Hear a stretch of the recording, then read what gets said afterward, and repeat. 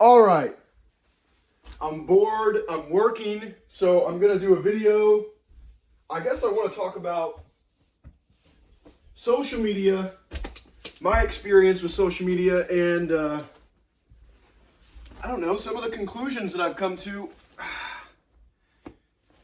in the past, I guess, 5 years. I've been actively running a brand that only succeeds when my social media is successful. You know, it gets engagements and XYZ, blah, blah, fucking blah. Nobody cares. We'll get to the meat and potatoes. You know, lately I've been feeling a lot of not like guilt, like almost like embarrassment about my social media, like my platform. You know what I mean? Like the fact that I'm even on social media doing anything is almost like a huge form of like embarrassment for myself, because personally, this might be really harsh. This might not be the best way to start out the video, but like personally, because I want to make a transparent video and just be honest for a little while, I don't even think social media is, I don't think it's good at all. I think it's the opposite of good. I think it's fucking terrible. I think it's absolutely a detriment to society and individuals. Like, the only way that it makes sense for me to be on social media is because I'm doing exactly, I'm running a business. And I guess we'll kind of get to that and whether or not that's a valid excuse to be on social media. Even if it is, I'm not going to fucking stop, because this is my job, selling clothes on social media. If you were not aware, is my job, my full-time job. So I guess, like, I don't know, man, like social media is really, really weird. And the trade-offs that I've made in my life are very, I guess, similar to the trade-offs that a 9-to-5er makes, I think. And this is something I've been thinking about a lot. It's like, like I own my own business and whatnot. And the original idea when I was 17 was that, well, I'm going to be a business owner and nobody's going to be able to tell me what to do. I'm going to be my own man. I'm not going to be beholden to any idea or person or anyone. I'm going to be a free bird, right? Because I think that's like a very like a big motivating factor for most, maybe at least young entrepreneurs. I'm not sure. Some people are just have great ideas and want to spread their great ideas to the world. But I think the majority of entrepreneurs and people who start businesses are searching for a certain type of freedom that they cannot get from a, quote, normal job. Which connects to this point where it's like, I didn't want to be a part of a normal job because I was embarrassed to have to like work for somebody. I didn't want to work for anybody. I didn't want to take orders from anybody. And I was naive enough when I was young to think, well, when you're a business owner, you don't have to take shit from anybody and you can do what you want. And it's almost like not the opposite of that, but you still are beholden to a lot of things. Like, a lot of my business promotion revolves around me personally. And I didn't realize that, or the type of responsibility that I was giving myself to keep my nose clean and, not have negative interactions with people as a regular human being. Whether or not I'm right or wrong or, whatever, I didn't realize how vulnerable my business was to my person just as a human being, not as a businessman, but as a human being operating in basically a place that operates like a small town, Bloomington, Indiana. And that became very evident to me just with like smaller other business ventures and, going to protests and being, boycotted almost and things of that nature. My business being boycotted for things I was doing, which I thought were good in my personal life, which was like, whoa, this is not what I thought it would be when I was 17, where I'm afraid to be honest publicly or demonstrate publicly or XYZ, right? That's not something you think about when you're 17 years old and you want to be your own boss because, you saw a guy on social media talking about, oh, I don't take shit from anybody. I'm the fucking big dog. I own my own business. I'm successful, right? Which I guess that's the other aspect of control that you normally wouldn't think, or I guess aspects of owning your own business on social media that you don't think about when you're 17 is the social media aspect, which is kind of the whole topic of this video. Being on social media, if you're gonna do it well, right?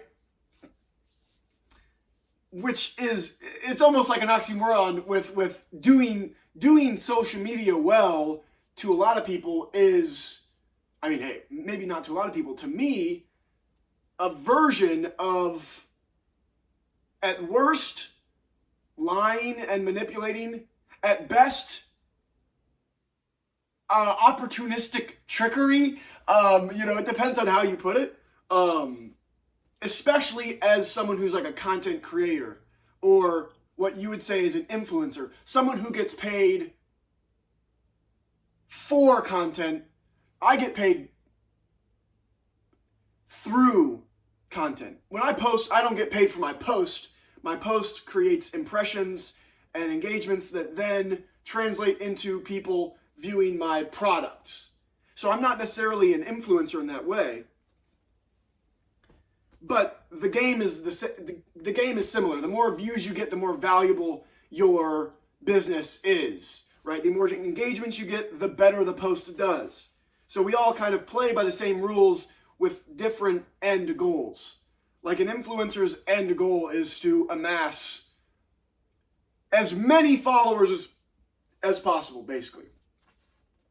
Most times operating in a certain niche. So if you're a dude that does gym content, your end ultimate pinnacle goal is to amass every single, 17 to 35-year-old man on social media that goes to the gym. You want every single person to follow you. 17 to 35 that goes to the gym. That's your niche. That's your market that then you can take your social media platform and say, all right, Gymshark, all right, X, Y, and Z gym brand, this is your target market, and I hit it perfectly. These are all the people that follow me. This is your target market. You want to advertise with me. They make money off advertising. It's kind of, I guess it's a little bit more complex than my business model, which is promote my business on social media. Website, local shop, eyes come to the page, and then 1% of the people who follow the page or look at my post or XYZ buy my product, right? But at the end of the day, we're all still doing the same game, engagements game, which we've gone through, and everybody knows that like Reels and TikTok content and anything short form is just absolutely fucking garbaggio, like brain cancer.